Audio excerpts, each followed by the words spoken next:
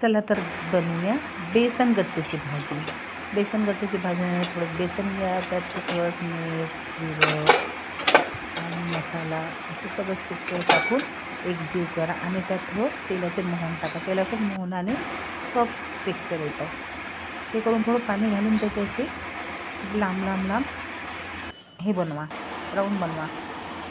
ते झाल्यानंतर एक कढईमध्ये पाणी टाकून त्यावर चाळणी ठेवून ते वाफवून घ्या. उकडले तरी चालतील, पण वाफवून घेतल्याने ते चांगले होतात. वाफवून घेतल्यानंतर इकडे आता आपण मसाला तयार करूया. मसाल्यामध्ये बघा मी काय केलं आहे, तर कमी वेळ वाचवण्यासाठी आपण हा मसाला तयार करतो.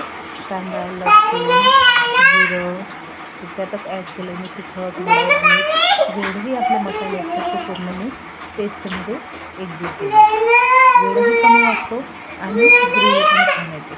तुम्ही एकदा खरंच नक्की ट्राय करून बघा. ते बघा ग्रेव्ही झाल्यानंतर मी तेलामध्ये ते ठेवली आणि इतकं छान टेक्स्चर आलं होतं ना, त्यांचा खूप छान ग्रेव्ही झाली होती आणि टेस्टी पण खूप झाली होती. खरंच एकदा नक्की करून बघा.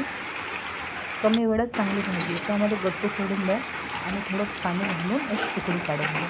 इतकी छान आणि सुंदर भाजी झाली होती ना. आवडलं असेल तर लाईक, कमेंट, शेअर जरूर करा.